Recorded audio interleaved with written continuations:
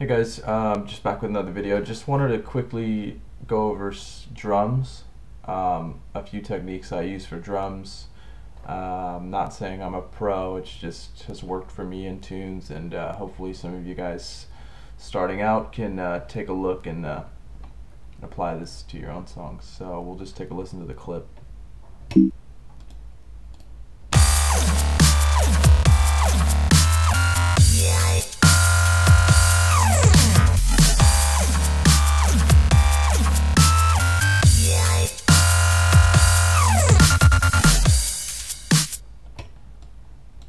Okay, that was a little thing for you. Yeah, basically I want to focus on the drums here.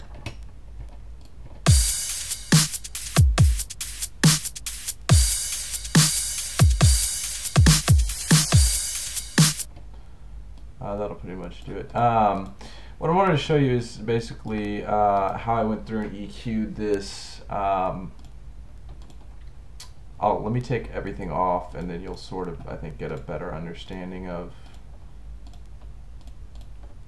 how this was put together.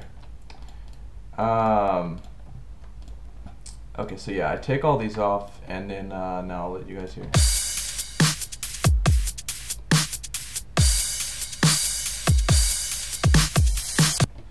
Okay, it doesn't really sound that great. So I started off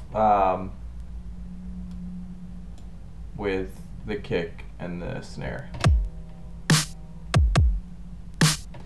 And what I did to the kick was,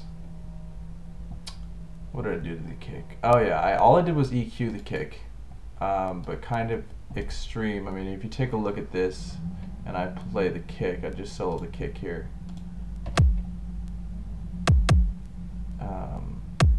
And then if I bypass this and I actually turn my EQ on,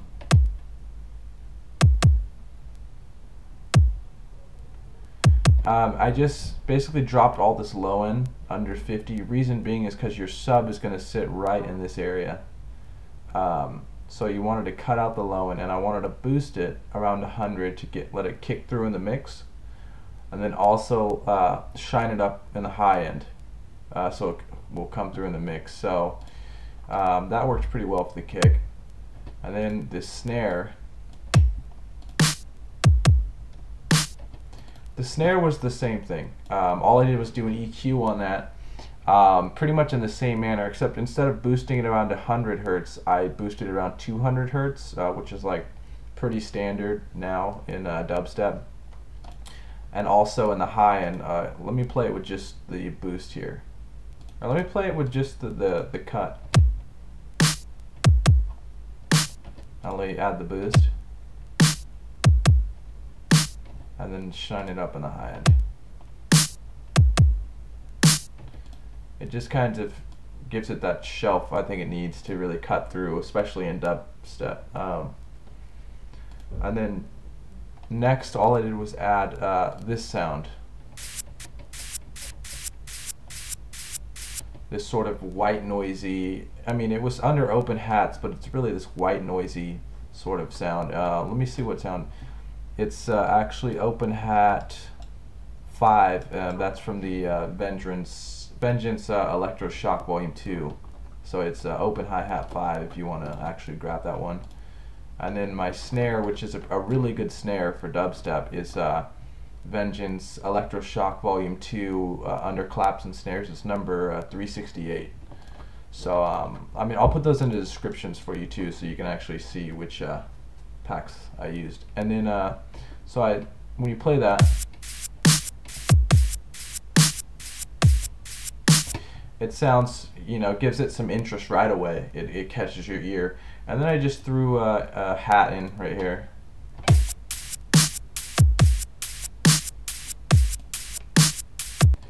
And I panned it a little left. So basically it just sounds like. And with both of these, all I did was do an EQ. If you take a look, cut out all this low end, and I boosted in the highs a little bit. And then with this regular hi-hat, I did the same thing. I just cut the low end, and then I also put a reverb on it. I used a silver verb, and basically I cut it down. Your default's going to be 30%. I cut it down to about half, about 15, 16, and then I just, you hear that? And also this is panned a little bit to the left, so now we hear that with the mix.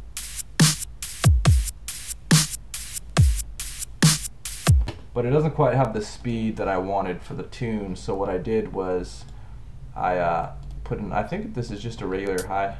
Yeah, this is just a regular hi-hat.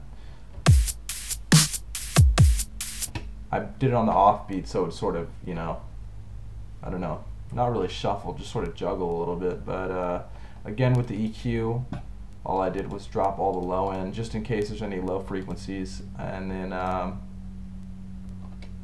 I think this is just a shaker.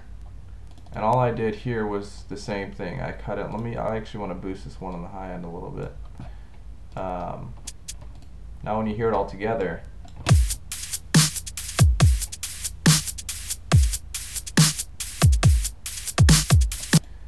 and then when I played it with the actual lead and the bass,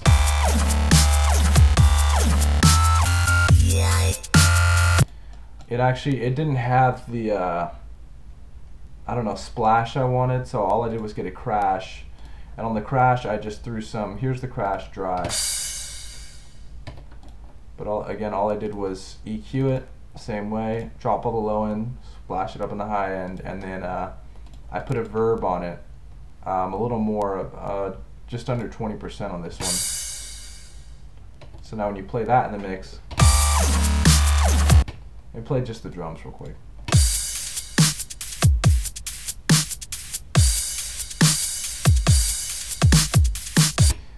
And then for some interest, all I did was take a crash and reverse it. I mean, and you guys can do this with any sample. All you do is take any crash, double click, and it brings up your sample editor, and then go to functions, and then hit reverse, and it'll create a reverse crash, and it adds a nice little build. So yeah, so and that's pretty much it. And then another thing I like to do is if you take all these and you bust your drums together, so if you bring up your mixer, basically if you were to select all these and select output and select bus 1, and it'll create a bus, and I renamed it, usually it's auxiliary 1, I renamed it drums, and I put an ozone on there just to use the compressor and the EQ. Then I used an EQ and made sure that all the low end was dropped out, and also that I splashed it up a little on the high end, so it all came together and it sounds like.